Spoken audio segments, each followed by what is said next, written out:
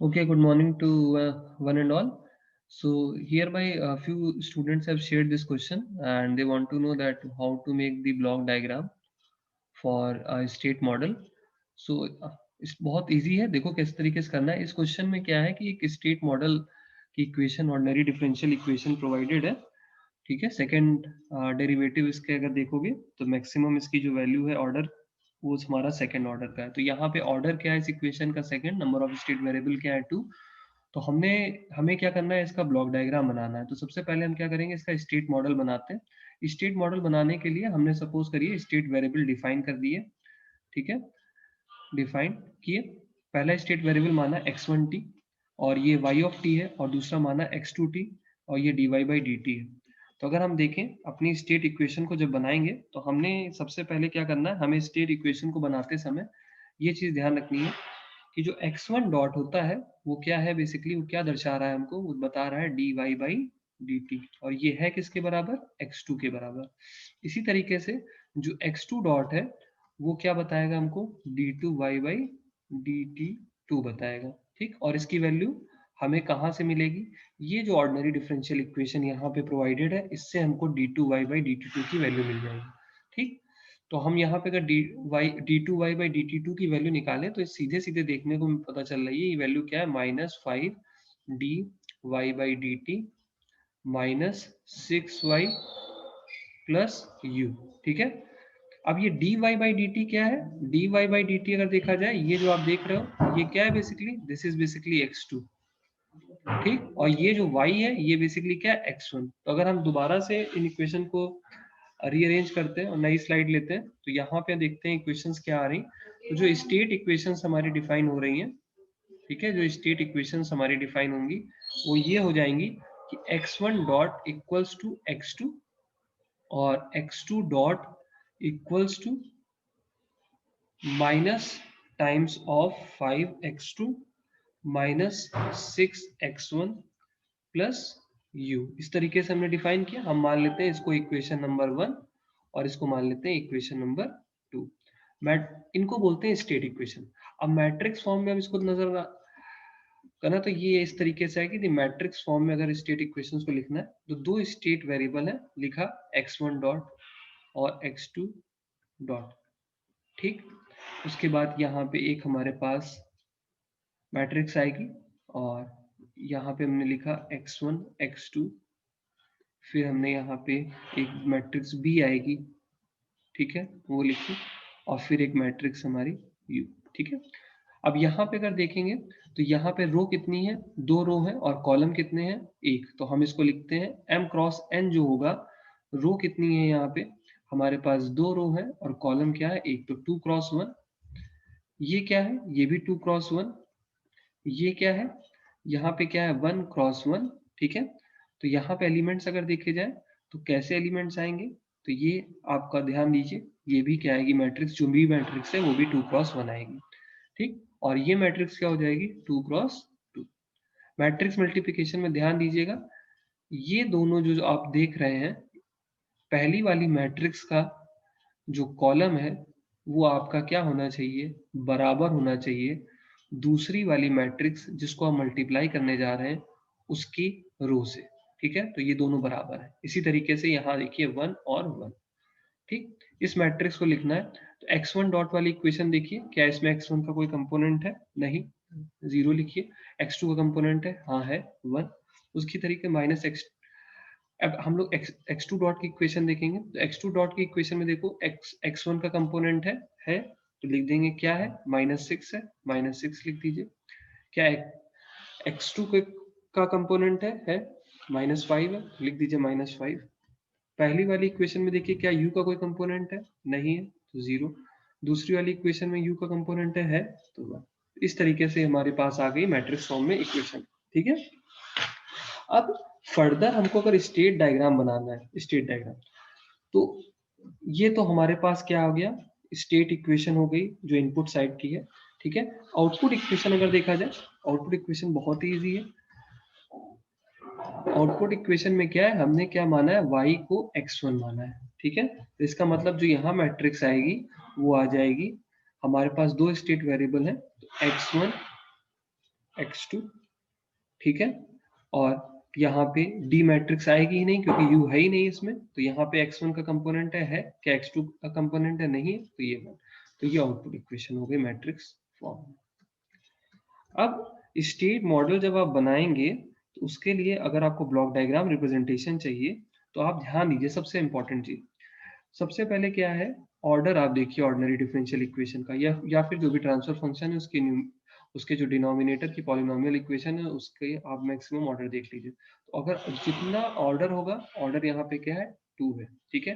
तो number of state variable भी कितने होंगे आपके, नंबर ऑफ स्टेट वेरिएबल भी कितने होंगे आपके 2 होंगे, ठीक। उसके बाद आपको ये चीज ध्यान रखनी है कि आपके इंटीग्रेटर्स कितने यूज होंगे, नंबर ऑफ इंटीग्रेटर्स।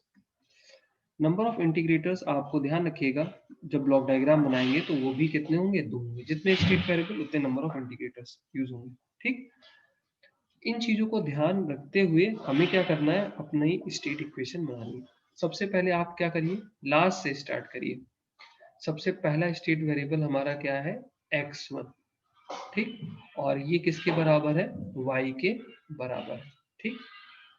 अब x1 जो है हमारा, और अगर हमारे पास ये स्टेट वेरिएबल मान लेते हैं, इसको मैं x2 मान लेता हूँ। ध्यान से देखिएगा सब लोग, यहाँ पे इस स्टेट, ये जो नोड दूसरा नोड है इसको हमने क्या मान लिया x2।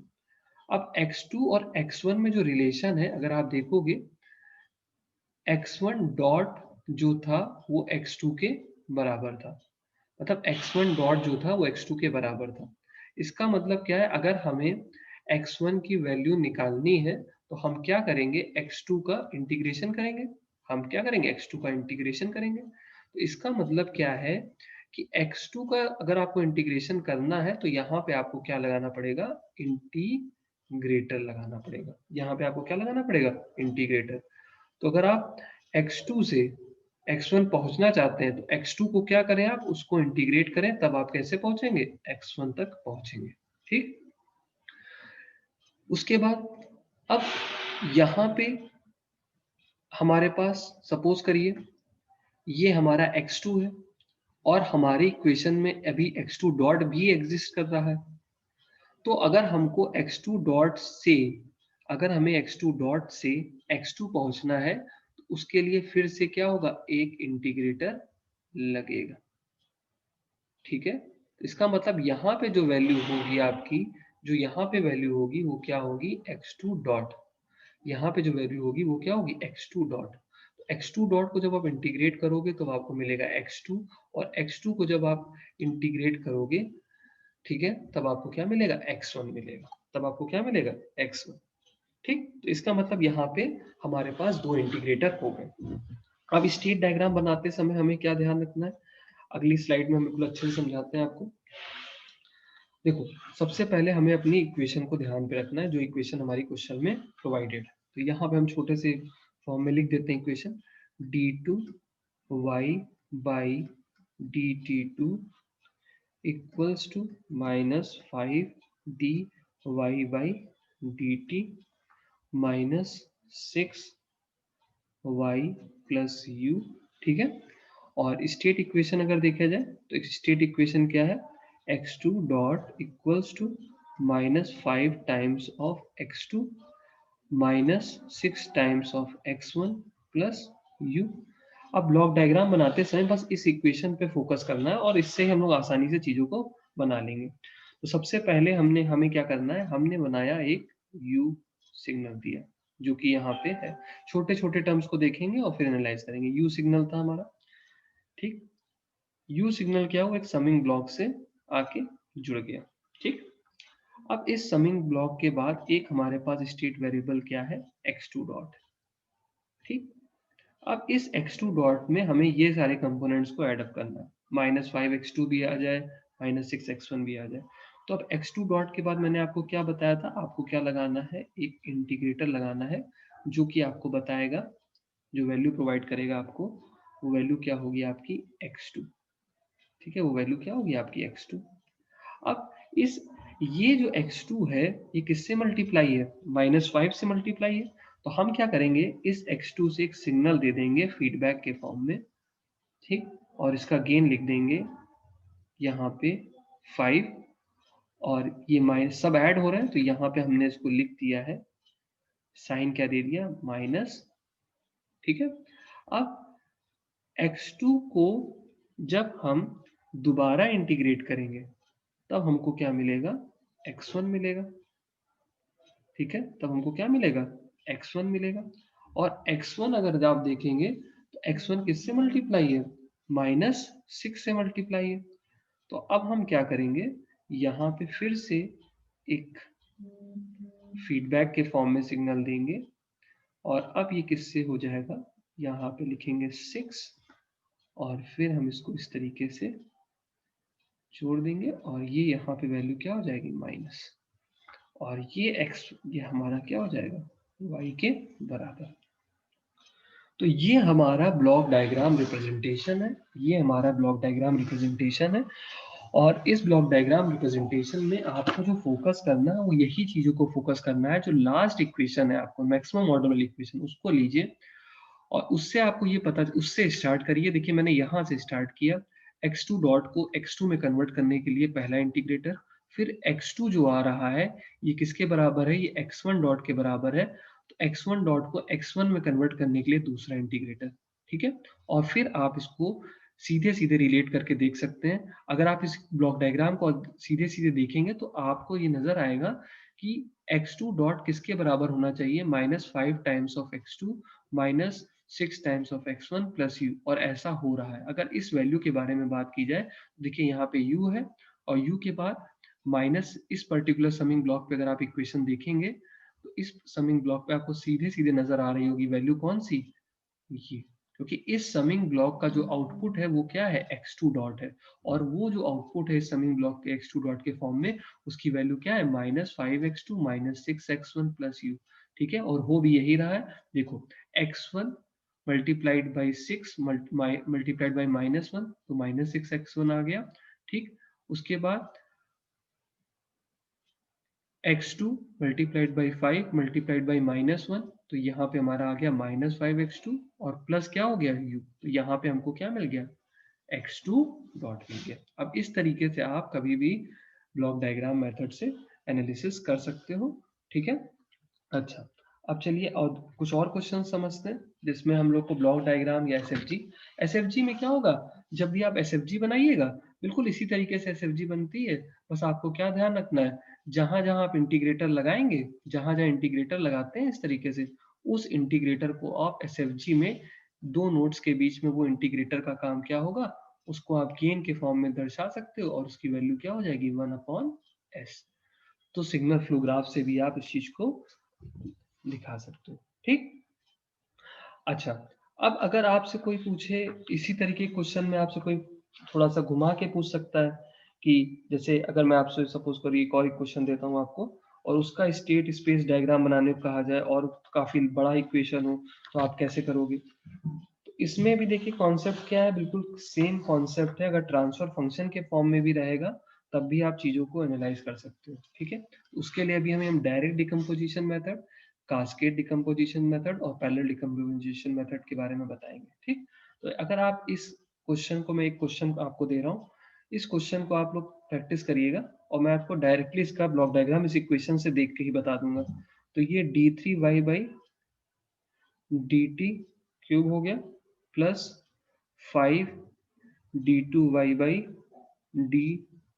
dt2 हो गया, plus dy t upon dt हो गया, प्लस 2yt हो गया, और इक्वल्स टू ut। अब इसका अगर आपसे कोई कहे ब्लॉक डायग्राम बनाना है, सीधे आप टारगेट क्या करिए, आपको तुरंत नजर आएगा कि ऑर्डिनरी डिफरेंशियल इक्वेशन है, इसका ऑर्डर क्या है, इसका ऑर्डर है 3। नंबर ऑफ स्टेट वेरिएबल कितने होंगे, नंबर ऑफ स्टेट वेरिएबल भी इसके कितने होंगे, 3 होंगे। नंबर ऑफ स्टोरिंग एलिमेंट्स कितने होंगे, 3 होंगे। नंबर ऑफ इंटीग्रेटर्स यहाँ पे कितने यूज करेंगे, 3 यूज करेंगे। तो समझ में आ गया, यहाँ पे 3 इंटीग्रेटर यूज होने हैं, ठीक है।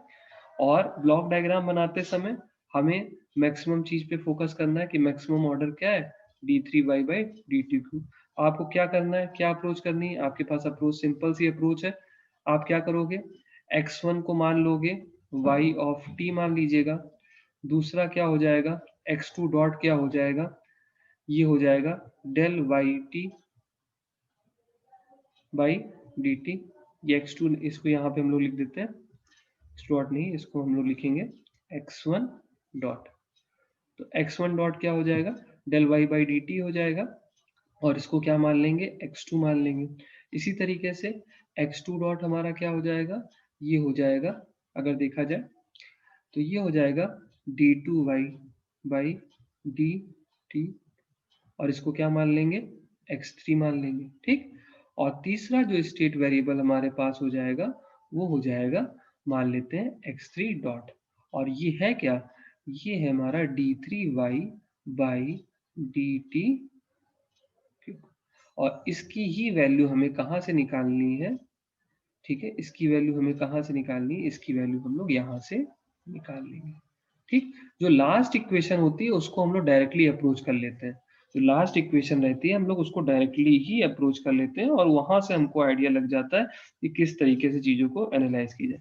तो x1 को yt माना, फिर x1 डॉट आया, उसको del y by D T, ठीक है, तो वो हो गया हमारा x2।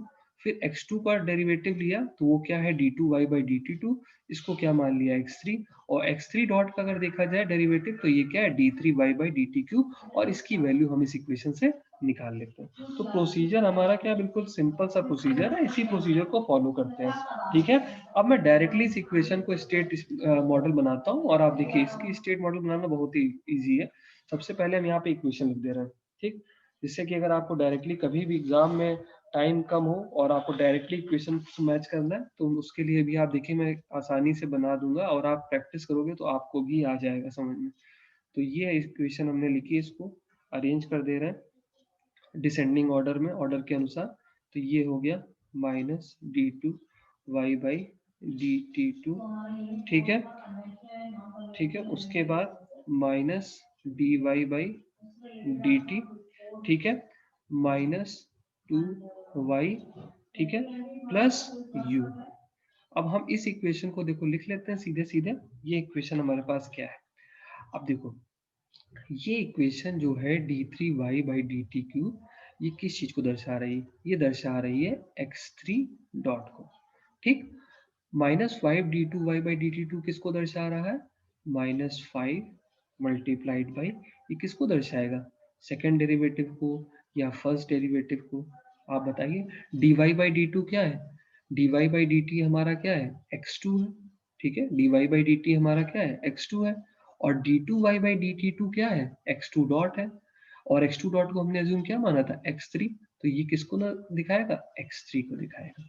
इसी तरीके से ये किसको दिखाएगा, यहाँ पे -1 मल्टीप्लाइड बाई, ये दिखाएगा x2 को, और ये किसको दिखाएगा, ये हमें x1 को, और ये रिप्रेजेंट करेगा इस तरीके से। तो ये इक्वेशन फाइनल हमारे पास आई, ठीक है, ये इक्वेशन फाइनल आई। अब सीधे सीधे आपको क्या करना है, इसी इक्वेशन को फोकस करना है, x1 डॉट, x2 डॉट और x3 डॉट, ठीक है। x1 डॉट को हम लोगों ने देखिए क्या माना था, x1 डॉट क्या था, x2, और x2 डॉट को हमने क्या माना था, x3। तो इस तरीके से मैट्रिक्स फॉर्म में हम इसको रिप्रेजेंट कर देते हैं, जिससे कि आपको तुरंत क्लियर कट आइडिया लग जाए, और बहुत आसानी से हम लोग इसको बना लेंगे, अभी देखिएगा, जिससे टाइम भी ना लगे और गलत भी ना हो। तो यहाँ पे अगर आप देखोगे तो इस तरीके से अभी हम लोग इसको बना लेते हैं। इसका देखिए कितनी रो है, 3 रो है, कॉलम कितना है, एक, ये 3x3 की मैट्रिक्स है, मल्टीप्लाई होने के लिए ये 3x1, ये क्या है 1x1, तो ये क्या हो जाएगी 3x1। x1 डॉट वाली इक्वेशन में देखोगे तो ना x1 का कंपोनेंट है और ना x3 का कंपोनेंट है, तो जब ये दोनों कंपोनेंट्स नहीं है तो इसका मतलब वैल्यू क्या आ जाएगी, 0 1 0, तो हम इसको लिख देंगे 0 1 0, ठीक है। उसके बाद x2 वाली इक्वेशन देखो, x2 डॉट की इक्वेशन देखो, क्या इसमें x1 का कंपोनेंट है, नहीं तो 0, क्या x2 का कंपोनेंट है, नहीं तो 0, क्या x3 कंपोनेंट है, ठीक। उसके बाद x3 डॉट वाली इक्वेशन देखते हैं। x3 डॉट वाली इक्वेशन में देखेंगे x1 का कंपोनेंट है तो लिख दो -2, x2 का कंपोनेंट है तो लिख दो -1 और x3 का कंपोनेंट है तो -5। तो ये आप ध्यान से अगर इसको देखोगे, मैं इसलिए कह रहा हूँ ये लास्ट वाली इक्वेशन बहुत ही क्रूशियल है, -2 -1 -5। तो आप डायरेक्ट चेक कर लो -2 -1 और -5, तुरंत ही इक्वेशन देख के आप इसको देख लीजिए इस तरीके से और मैच कर लीजिए अपनी मैट्रिसेस को और आप आसानी से उसको अरेंज कर सकते हो।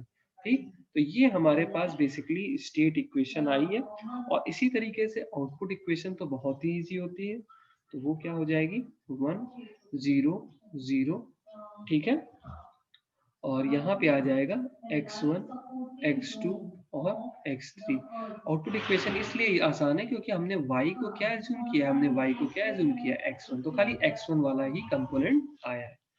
अब ब्लॉक डायग्राम पे आते हैं। हमने आपसे क्या बताया था, ब्लॉक डायग्राम में किस चीज को फोकस करना है। ठीक है, सबसे पहले इसी मॉडल का अगर ब्लॉक डायग्राम बनाया जाए, कैसे बनाएंगे, देखो सबसे इंपॉर्टेंट ब्लॉक डायग्राम बनाते समय हमें कौन सी इक्वेशन को फोकस करना है, हमारे लिए ये इक्वेशन सबसे इंपॉर्टेंट है। ठीक है, ये इक्वेशन सबसे इंपॉर्टेंट है, हम इसको लिखते हैं और फिर हम आपको ब्लॉक डायग्राम फिर से बताते हैं इसका।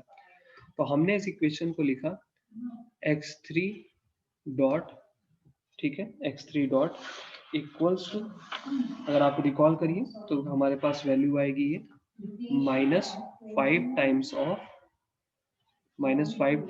x3 -5 टाइम्स ऑफ x3, तो हम इसको लिख देते हैं -5 times of x3 minus x2, ठीक है, -x2 और -2x1 प्लस u, यही इक्वेशन है, मैच कर लीजिए, -5 -x2 -2x1 प्लस u, यही इक्वेशन आ रही। ठीक है, ब्लॉक डायग्राम बनाते हैं, बिल्कुल सिंपल सा है, 3 इंटीग्रेटर लगेंगे क्योंकि ऑर्डर यहाँ पे 3 है और नंबर ऑफ स्टेट वेरिएबल 3 है, 3 इंटीग्रेटर लगेंगे। कैसे बनाना है, सबसे पहले आपको खाली फोकस क्या करना है, अपना समिंग ब्लॉक बनाइएगा इस तरीके से और इस समिंग ब्लॉक में खाली इस इक्वेशन तक पहुंचना है, कौन सी, जिसकी वैल्यू क्या है x3 डॉट तक पहुंचना है और इस समिंग ब्लॉक से। ठीक, अब इस x3 डॉट को पहुंचने के लिए आपको x3 चाहिए, x2 चाहिए, x1 चाहिए और u चाहिए। u तो हम सीधे सीधे इसमें एज इट इज लिख देंगे क्योंकि यहाँ पे u क्या है, सिंपल u है हमारा इक्वेशन में और किसी चीज से मल्टीप्लाई नहीं, हम इसको क्या लिख देंगे यहाँ पे u और प्लस से जुड़ जाएगा।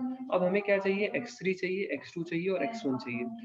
अब x3 डॉट को जब हम एक बार इंटीग्रेट करेंगे, x3 डॉट को जब हम एक बार इंटीग्रेट करेंगे तो ये क्या बन जाएगा हमारा, ये बन जाएगा हमारा x3, ये हमारा क्या बन जाएगा x3 बन जाएगा।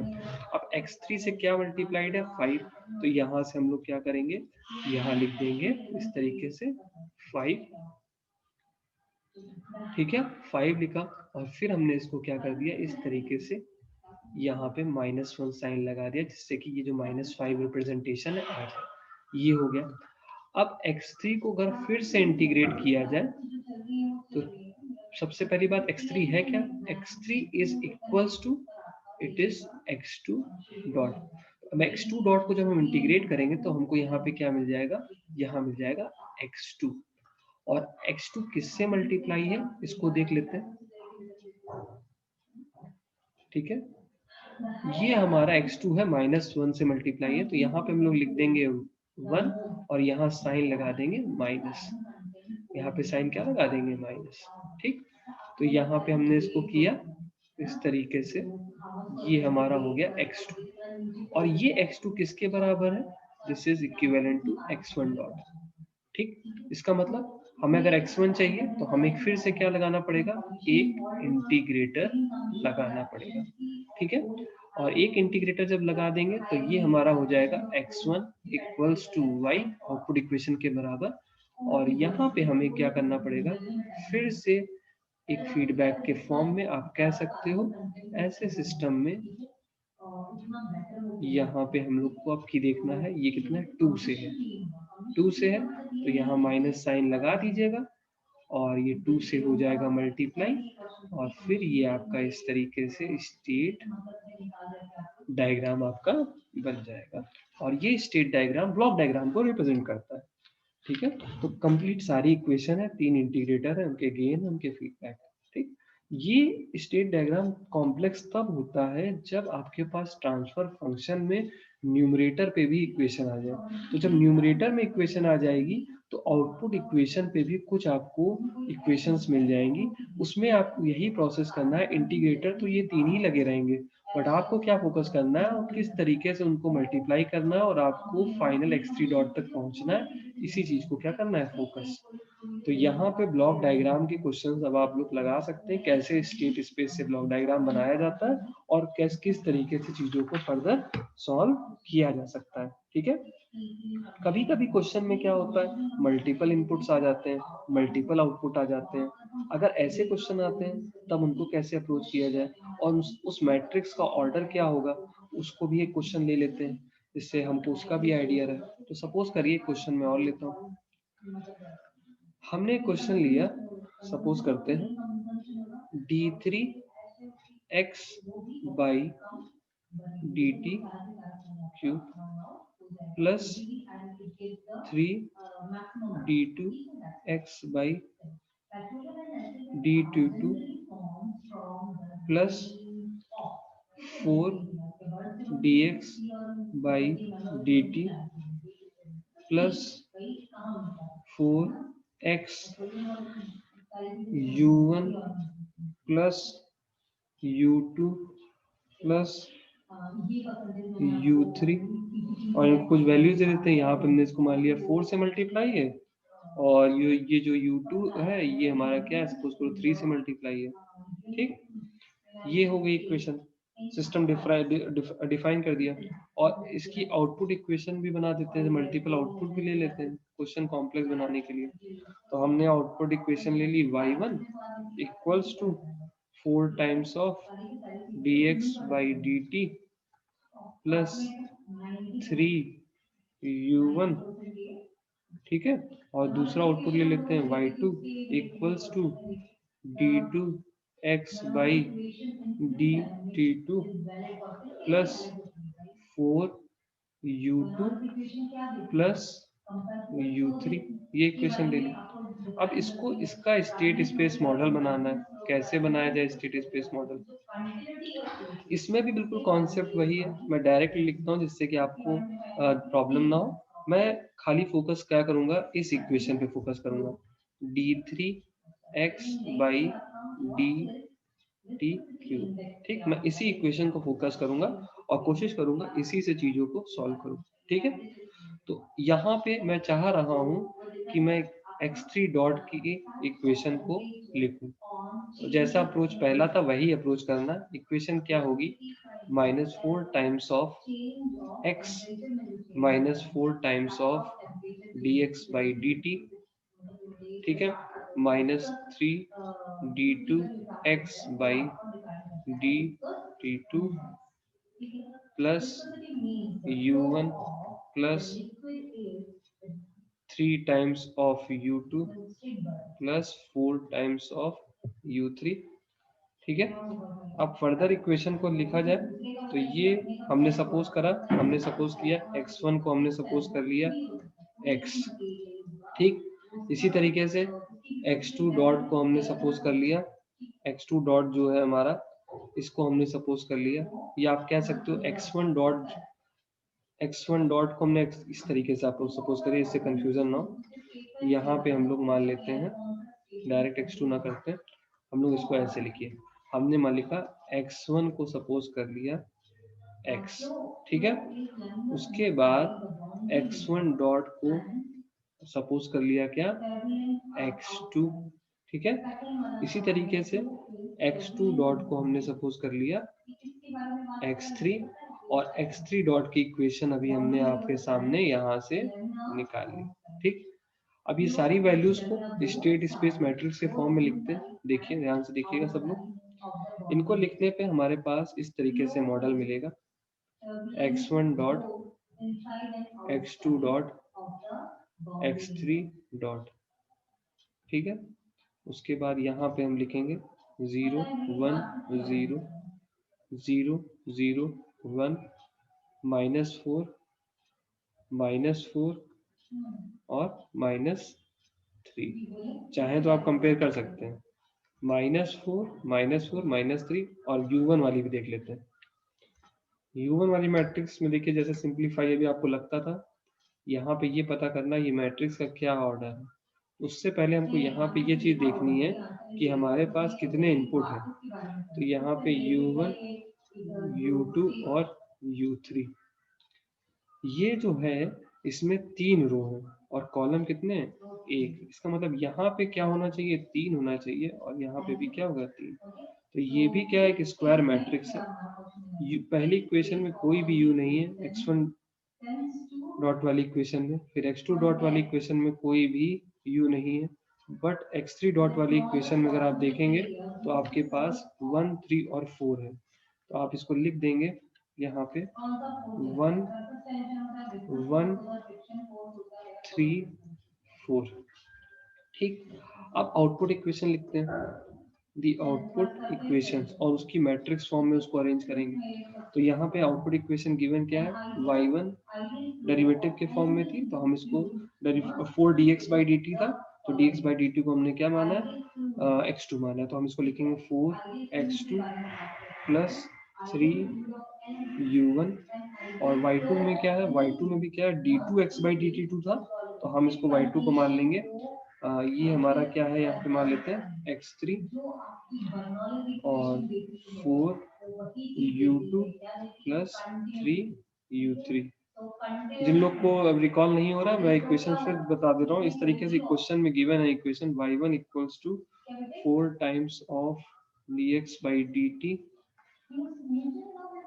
प्लस 3u1 और y2 equals to d2x/dt2 plus 4u2 plus u3। ठीक है, इस तरीके से लिखा हुआ है ये। ठीक है, तो ये 3u1 है, तो 3u1 4dx/dt, ये हो गया, x3 को d2, ये हो गया, ये हो गया 3u3 का, इसको हम हटा देते हैं यहाँ पे, इसको ये एक्स्ट्रा टर्म आ गया, इसको हम हटा दे रहे हैं। ये इक्वेशन गिवन अगर सपोज करिए, तो यहाँ पे इसकी इक्वेशन कैसी आएगी, इसको हम लोग लिख सकते हैं y1 y2, इसको यहाँ पे हमने लिखा 0 4 0 0 0 1। ठीक है, और यहाँ पे कितना आ जाएगा, x1 x2 x3।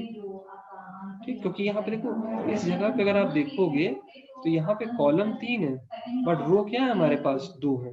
तो यहाँ पे इसका क्या 2 क्रॉस आप देखोगे 3 है, और ये 2 इसलिए आ रहा है क्योंकि यहाँ की जो मैट्रिक्स है इसमें भी क्या है, 2 रो है और कॉलम कितने हैं, हमारे 1 है।